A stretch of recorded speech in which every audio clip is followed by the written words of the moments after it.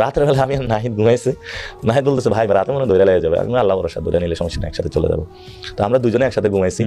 রাতের বেলা হলো এই আওয়াজ, নিচে 5-6 গাড়ির ডিবি, গোয়েন্দা পুলিশ সবকিছু উপস্থিত। তো আমরা 3 তলায় ঘুমিয়েছিলাম, বাসাটা 3 তলা ছিল।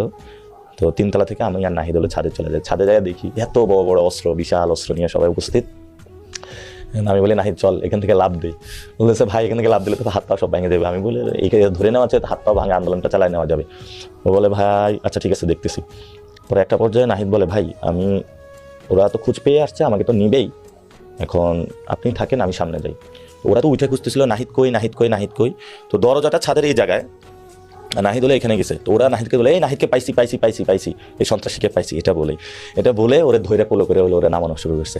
কোথায় দরজার এই পাশে দরজা নাহিদকে পাইছে, ওরা এত উল্লাস করা শুরু করছে যে ওদের নির্দিষ্ট টার্গেট পেয়ে গেছে, আমাকে আর দেখে নাই। আমি তো আল্লাহ আল্লাহ বলে চুপ করে দরজা